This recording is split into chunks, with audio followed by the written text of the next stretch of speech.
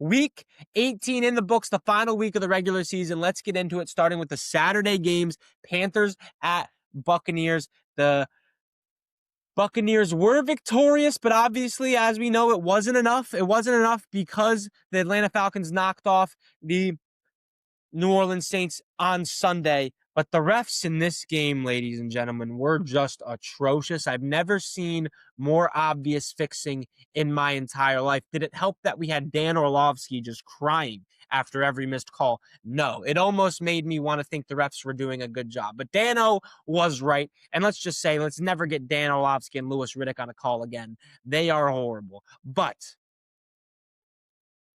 the no call on the dude that literally rips off Tommy Tremble's helmet. The offensive pass interference on Ted McMillan. The backwards pass that they ruled a fumble out of bounds that set the Panthers back 6 yards. It was just horrible. And a bunch of the reffing was awful, atrocious. It seemed like nothing was going Carolina's way, but that is also not excusable for the way Bryce Young played. But he's very inconsistent. Very, very inconsistent. The offense just didn't have a whole lot going for it. And then when it did finally have something going for it, they ran a flea flicker with Rico Dowdle. He puts the ball on the ground, the Bucs jump on it, and that's the game.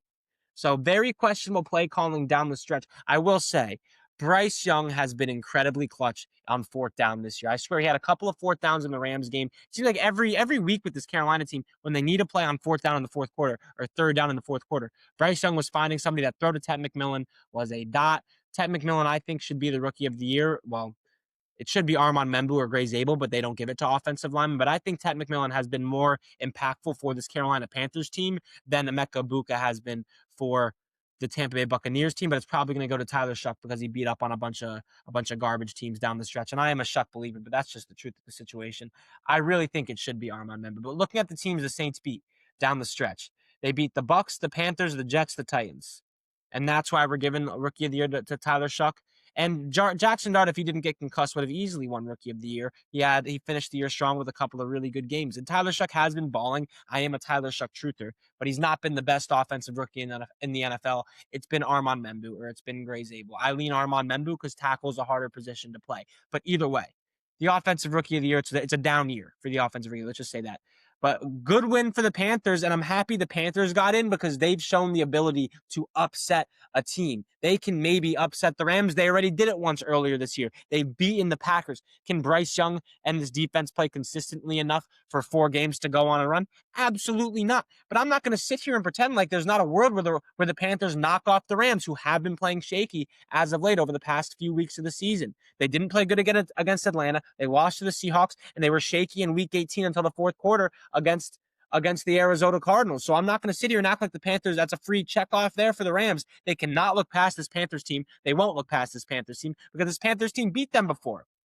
They beat them before. Bryce Young, a couple of clutch fourth down conversions on Emmanuel Forbes. He's going to have to play better. Matthew Stafford's going to have to not put the ball in harm's way. He had a red zone turnover in that game as well. He's going to have to play his best ball. This Panthers defense is 11th in yards allowed per play. Their defense is top 10 in interceptions, which is crazy because they don't get any type of pass rush. So their secondary is playing good without the help of an elite pass rush. Cannot look past this Panthers team. However, the Rams did open as 10-point favorites. So do it. Everything I just said, Vegas obviously feels very strongly about the Rams in this game.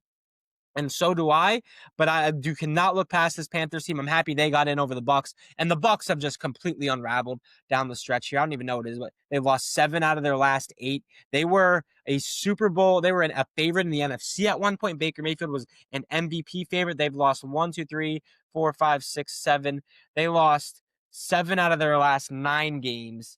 And it's just bad. They didn't deserve to be in the playoffs. And there aren't any good. They lost to the Saints, the Falcons, the Panthers, the Dolphins.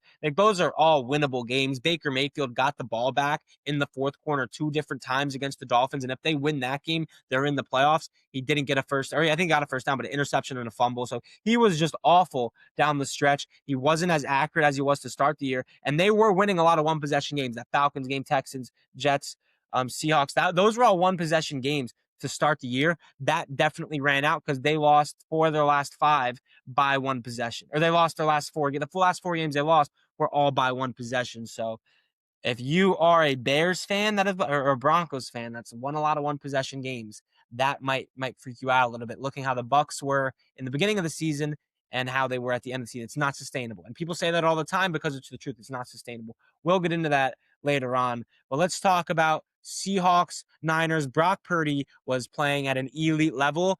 I don't genuinely put the blame of this game on Brock Purdy because the Seahawks defense was incredible. Brock Purdy did not have a lot of time in the pocket. The run game was really non-existent. Not a lot of guys were getting a lot of separation. He wasn't the main problem in this game. It's just the Seahawks defense is gross, and the Seahawks offense was on the field the entire game, like 37 minutes time of possession to whatever the math is for the 49ers offense. So I don't put the full blame on Brock Purdy. I put it more on the 49ers offensive line. But remember, they didn't have Ricky Pearsall, who I think is their most talented receiver. They didn't have their best offensive lineman. Oh my gosh, I almost said Trent Brown, not Trent Brown. He's on the Texans. Oh my gosh, why can't I think of Trent Williams? That's a brain fart there.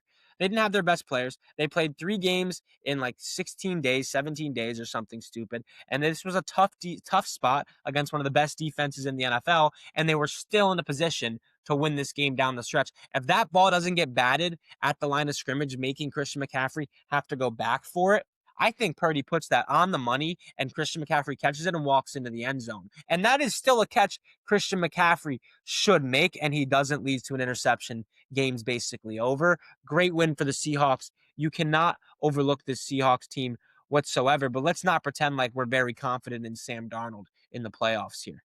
I feel like it would be foolish to act like here, let me pull up his stats because he's had some bad games against some good teams. Against the Vikings, he didn't complete 50% of his passes. Pretty sure he had a fumble in that game as well, but that was the Max Brosmer game. The Seahawks defense created 4 turnovers. The Vikings won 26-0. Against the Texans, it was that Monday Night Football game. Late, Derek Stingley got a little bit exposed by JSN, but JSN, nobody can guard that guy. That's not the point.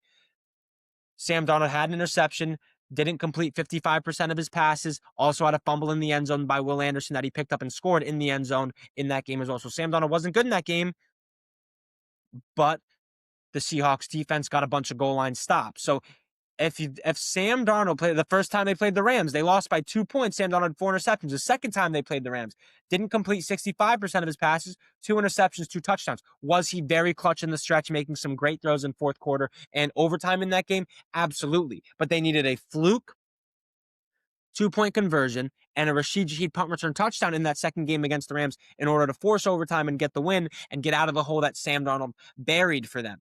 However, I do think that was a little bit of a monkey off the back against LA, where that if they see them, Sam can be a little bit confident. Okay, we did beat them one time. I did throw for 270 and 2 touchdowns. A lot of that came in the second half as well. However, Sam Darnold has played some bad football against some good defenses so far this season. Against the Vikings, didn't complete 55% of his passes, had a fumble. He was just bad, but Max Brosnan was the quarterback. He threw 4 interceptions.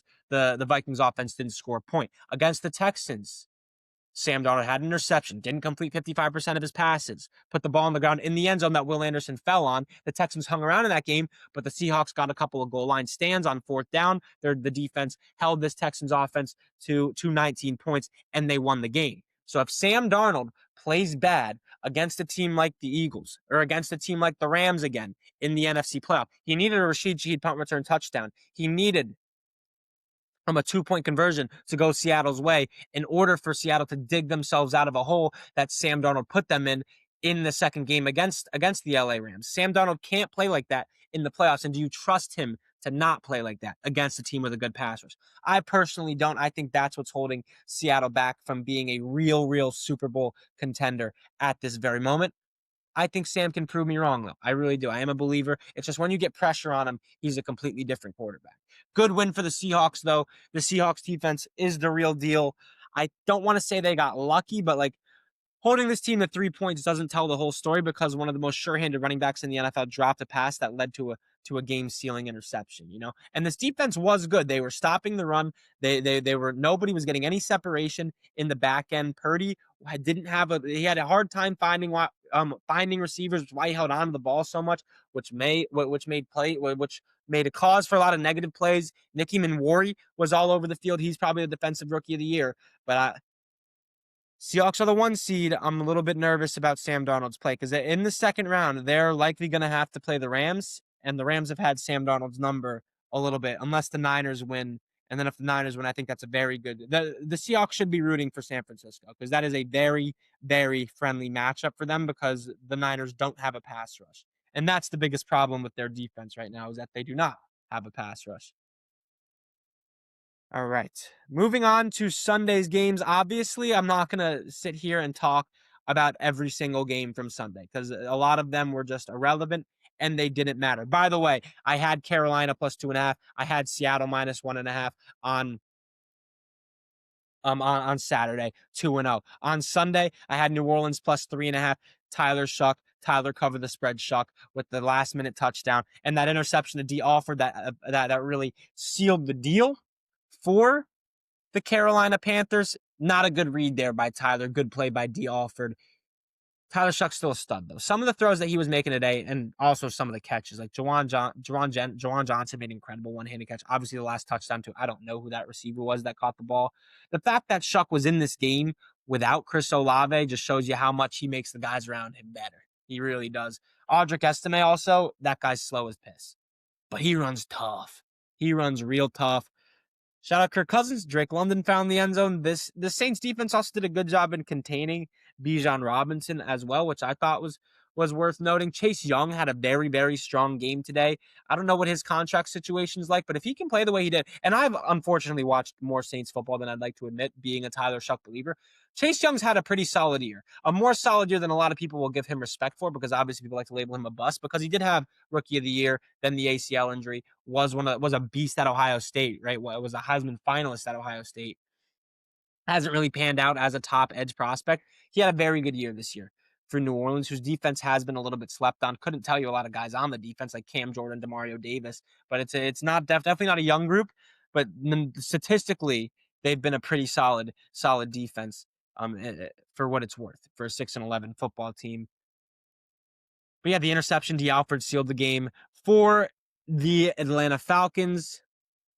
And the Falcons fire Raheem Morris and their general manager. I think their general manager did a fantastic job in building up this roster. You talk about Drake London. I think he's a top 10 to 12 receiver. You talk about Darnell Mooney. This was a top 5 wide receiver duo from a year ago in terms of yardage, and I am a Mooney guy. Talk about Bijan Robinson. I think he's either the best or the second best running back in football in terms of who can do it all, him or Christian McCaffrey. And then you talk about the offensive line they built. Like, they have one of the best offensive lines in football. I believe it was Jake Matthews that got hurt, the right tackle to start the season. Don't quote me on that. I might be mixing names up here. That's tough. But then think about how quickly he turned around the defensive side of the ball. This Falcons defense could not get a pass rush worth a lick last season. This year, they have one of the best pass rushes in the NFL. I believe they're top 10 in pressure rate, top 10 in sacks. They draft Jalen Walker. They draft James Pierce Jr. They bring in Leonard Floyd. They draft Xavier Watts. AJ Terrell's still there. Jesse Bates still there. Like, this defense is completely transformed in 1 year. I think the GM did a very good job in constructing this team. They have talent. It's just they might have missed on Michael Penix at the QB spot, but he also got hurt this year, so they still don't know what they have in the quarterback position. And firing Raheem Morris after 2 8-9 seasons when the talent is clearly there for Atlanta doesn't seem like a smart move for me. And I know Atlanta fans are going to hate that. They are not fond of Raheem Morris. They choked a lot of games they should have won. You can't lose to the Jets. If you beat the Jets, you're in the playoffs right now. But the talent is there. Like, from a roster construction standpoint, I think the GM in Atlanta and Raheem Morris have done a good job because the roster is talented and they completely flipped over that defense. And in firing Raheem Morris, you're also losing Jeff Ulbrich, who I think is one of the best defensive coordinators in the NFL. So I think it was a real mistake letting Raheem go and letting this whole regime go and cleaning house. I really do. Browns Bengals. Shout out Myles Garrett getting the sack record. And for all of those Myles Garrett haters, probably TJ Watt fans talking about, well, he had 17 games to do it. Pretty sure TJ Watt did as well. He also did it in 100 less reps than Michael Strahan and TJ Watt. So, like, let's stop that. Myles Garrett definitely deserves this record. He's the best defensive player in the NFL. He's probably the best non-quarterback in the league. He's a real beast. And you talk about loyalty because he has been in Cleveland for a very, very long time, and they are not very good. Obviously, Shedeur Sanders isn't the guy Cleveland should be looking to move up in this draft and select the quarterback, even though they won their last 2 games with Shedeur. I don't really care. He's not that good at football. And yeah, as far as the Bengals are concerned, Jamar Chase still good. Shout out Chase Brown. And what was Chase Brown's stats? Because I was very bullish on him going into the season. He ran for 1,000 yards, 6 touchdowns on the ground. Let's look at his total stats, though, because his receiving usage had to be up too. He had 437 receiving yards, 5 receiving touchdowns. So he had 11 total touchdowns, 1,600 total yards, 69 receptions, W. Yeah, he had to be a top 10 fantasy running back, and that's all I wanted out of Chase Brown. And look at the way he ended the year. Look at how he produced within the Joe Flacco and Joe Burrow weeks compared to how he produced in the Jake Browning weeks. Night and day. Shout out Chase Brown. I was never wrong about him just early. And I'm referring, if you're new here, early on before the offseason, I said Chase Brown, fantasy, Chase Brown, Chase Brown, Chase Brown. If you had Chase Brown, you likely won your league because he went off in the last 2 weeks of the season. Shout out Chase Brown. The Bengals, I don't know what they're doing with Zach Taylor. We'll see. You'll probably have a bunch of news by the time you're listening to this and concerning Black Monday. But yeah, game-winning field goal for Cleveland. Shedeur Sanders game-winning drive, Myles Garrett sack record. Packers, Vikings. Who cares? I don't trust the Packers in the playoffs. They're too banged up. Cowboys, Giants, the sweatiest. I had the over 50.5 on the, that's what I said. Or it was over 51.5 is what I said on the episode. That didn't hit. I bet the over 50.5 and it did hit. So I was green, but what I said on the episode was red. So we're going to mark it as red because I am a man of integrity. Joe Milton's bad. I mean, there's not much to talk about in this game. Joe Milton is bad. He's just tall, fast, and has a cannon, so he's a little bit appealing athletically, but he is bad. The interception he threw in this game was just god-awful. Shout out Jackson Dart. He still takes stupid hits. Gunnar Olszewski had a sneaky 8 catches, 102 yards. There you go, Gunnar. Tyrone Tracy, also a sneaky weapon. Him and Scadaboo are going to be a pretty fun 1-2 punch. I always compare everybody to Gibbs and Montgomery, I've noticed. But I mean, you got a guy that can be a real downhill thumper, and Scottaboo's not to be slept on catching passes out of the backfield, but he's not Tyrone Tracy, obviously, who was literally a wide receiver. Jags, Titans, Trevor Lawrence keeps on cooking. Parker Washington has turned into a legitimate weapon. A legitimate weapon for this Jacksonville Jaguars team. And his real coming out party, if you remember, was against the Broncos, and he flashed at times this year. He had a good game against Houston as well the first time they played. He returned a punt for the house. He's dangerous on special teams. But over the last 3 games, Parker Washington has 6 catches, 145 yards and a touchdown, 6 catches, 115 yards, and then 5 catches, 87 yards and a touchdown. And ever since trading for Jacoby Myers, the Jacksonville Jaguars have not lost a game, and Parker Washington has emerged as a real wide receiver 3 weapon for this Jacksonville Jaguars offense. He's not just a gadget guy. In his second year, he is a beast. He is incredible after the catch. He makes guys miss. He gets more separation than a lot of people give him credit for, and he has sure hands. Get Parker Washington the ball in open space, and he is going to make some plays. He's a real weapon. I don't think he's a flash in the pan guy. He's proved that he can make NFL defenders miss on a consistent basis at the pro level. He is a problem. I also want to say this Liam Cohen offense is very wide receiver friendly as well. I do want to say that. But either way, Parker Washington, stud. He's been great for the Jaguar. He's been great for the Jags over the past 2 weeks, especially in that Broncos game against one of the best defenses in the NFL. Colts, Texans. The Texans benched their starters in the second half of this game once they realized the Jags were beating the brakes off the Titans. So it pisses me off a little bit because the Texans' defensive numbers are going to be skewed a little bit. Riley Leonard looked well. And also, there was this thing. Shout out Will. I'm not going to dox him, but if he listens, I wonder if he listens. But he is in. I'm in a fantasy league with this guy, Will, and he said Alec Pierce is just T.Y. Hilton. He's T.Y. Hilton because he just defenses just lose him. Alec Pierce had 4 for 132 and 2 touchdowns today. I'm pretty sure that's 1,000 yards on the season for Mr. Pierce. Yeah, good for him. 1,003 yards, 6 touchdowns, 1,000 yards on 47 catches, ladies and gentlemen. Alec Pierce is going to be a rich, rich man. 1,000 yards on 47 catches, averaging 21 yards per completion, and he was QB proof.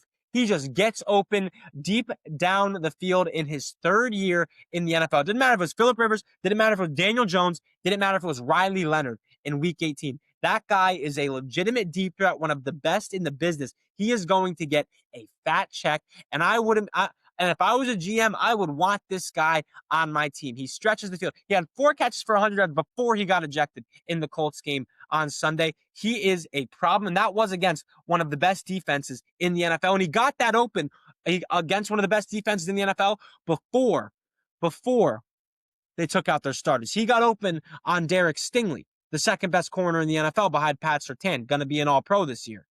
2 times now. Alec Pierce is a legitimate weapon top 25 receiver, one of the best deep threats in the NFL, rightfully going to get a bag this offseason. He is a stud. Good for Riley Leonard. The Texans are a wagon. I think they got lucky that Tyler Luton missed that field goal, because if you think about the Ravens and the Texans over the past few years, 2 years with CJ Stroud, I'm pretty sure the Texans are 3-0 and they've blown, or the Ravens are 3-0 and they've blown them out all three times. Like, that would be a tougher matchup just because, like, at least from a betting standpoint, I'd probably still would have picked Houston because their defense is so good.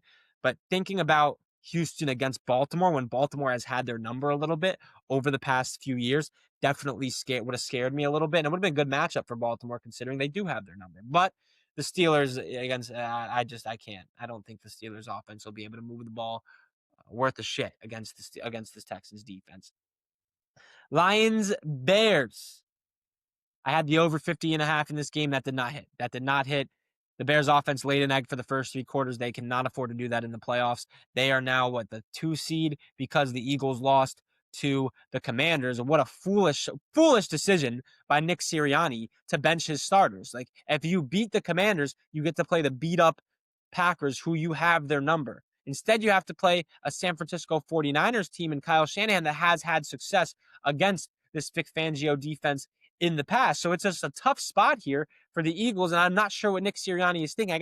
If you have confidence in your team, it doesn't matter what seed you are, if you have confidence. So I do understand from that perspective. I do think the Eagles still win this game because their defense has been playing at an elite level. But all these Tanner McKee could start on fucking 15 different team dickheads. The Eagles fans, they can't read in Philadelphia. Look it up yourself. Illiteracy rates in Philadelphia are at a ridiculous high level. They literally can't read. That's why their takes are so stupid. Tanner McKee's better than Kyler Murray. Legitimate take I saw from an Eagles fan before this week. It's just unreal. But I don't know why Nick Sirianni didn't bench the starters. Shout out Tank Bigsby. He's a good player. I don't know why they don't get him the ball more. I understand you have Saquon, but run a little bit more of a 1-2 punch with Bigsby. He's obviously explosive. Yeah. Chiefs Raiders, not gonna lie, didn't watch a fucking second. Didn't watch a second of this game.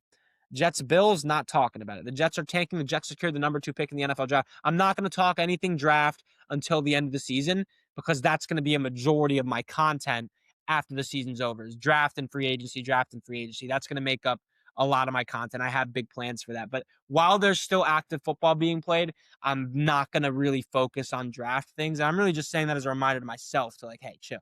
We don't need to talk about the draft because there's a lot of thoughts going off in my head. Let's just say the Jets have a boatload. Sorry, I had to grab my phone. They have a boatload of draft picks this season. They have the Cowboys 2nd round pick, which is going to be like 41st, I believe. They have the 1st pick in the 2nd round. They have the 15th pick in the 1st round, and they have the 2nd pick in the 1st round. So that's 4 picks that are going to be in the top 50. That's 3 picks that are going to be in the top 33, and then 2 obviously in the top 15. So they have a lot of ammunition here, and I think they're in a spot where they could potentially move up and down and accumulate some more draft capital and then make a push at Joe Burrow. But we're not talking football. We're not talking draft. We're not talking offseason right now. Let's stick to the games that went on today. Where else? Broncos, Chargers. Shout out the Broncos for clinching. For covering the spread. I had them as well, -14. I was a little nervous. They had the Chargers scored a touchdown with like 2 seconds left, but there was a flag, luckily. Trey Lance, not good at football. Never forget that the 49ers traded up to get him, and they sent like 3 first-round picks for him as well, and he stinks. What else? Cardinals, Rams. Matthew Stafford had 3 touchdowns in the final minute of this game. Matthew Stafford is easily the MVP of the NFL. You can't legitimately have the MVP of the league. How do I phrase this? Matthew Stafford is easily the most valuable player in the NFL. And I understand you can't fault Drake May for playing an easy schedule. I understand that. But you can fault him for how he has played against the only good teams on his schedule. And that is a 1-2 record with a 2 touchdown to 2 interception ratio against teams above 500. And we're not talking about the Seahawks or the Eagles or the Texans. We're talking about the Steelers and the Bills. Okay, it's not like he played some of the greatest teams in the league that were above 500. He played some of the closest teams to 500 that could possibly be above 500, and he still didn't play great. The only reason Drake May is even in the conversation now is because he threw 5 touchdowns 2 weeks ago against the New York Jets secondary that was benching their starters. The starters were even on IR. And the main argument that really just bothers me against Matthew Stafford being the MVP, the only argument against Matthew Stafford being MVP is, well, he throws a lot of touchdowns from the 1 yard line. First of all, does it matter? How do you think they get to the 1 yard line to begin with? Number one. Number two, is a touchdown from the 50 worth more than a touchdown from the 1? Absolutely not. And the job of the quarterback is to run an offense that scores points. What percentage of your drives end in touchdowns? And Matthew Stafford and the Rams offense, their percentage of drives that ends in touchdowns is higher than the Patriots. They score more points per game than the Patriots. That's ultimately that's ultimately your job as a quarterback. Score more points than everybody else. And Matthew Stafford and the Rams offense has done that largely because of the play of Matthew Stafford. And the Puka Nacua, Devontae Adams, he hasn't had Devontae for the last 4 weeks. He didn't have Puka Nacua when he went across the Atlantic Ocean to play the Jacksonville Jaguars, who are a 13-win team, more wins than any team on the Patriots schedule, by the way, and he threw 5 touchdowns without Puka Nacua in that game. So even when he hasn't had his elite wide receiver duo, he's still been able to perform at the highest level against some of the best defenses in the league. He's thrown for 3 touchdowns and 400 yards against the Seattle Seahawks defense. Drake May's never seen a defense in his entire career that's at that caliber, okay? And Matthew Stafford is carving through them like butter. He's easily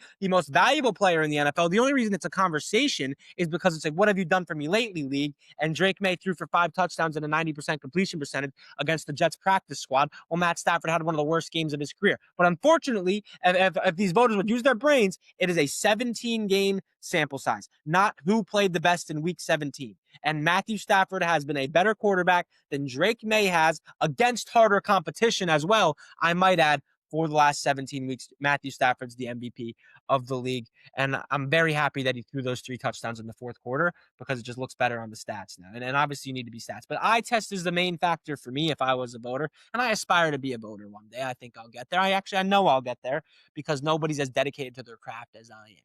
And I would be voting for Matthew Stafford. I would.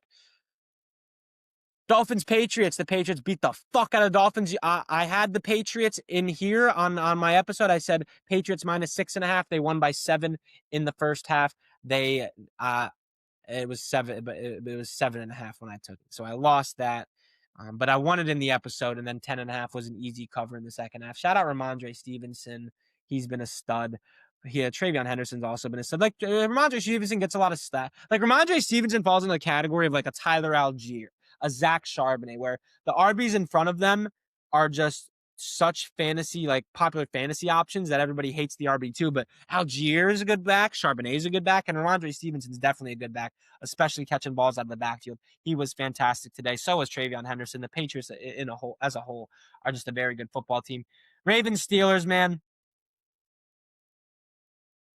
I feel bad for Lamar Jackson. He was obviously banged up all year.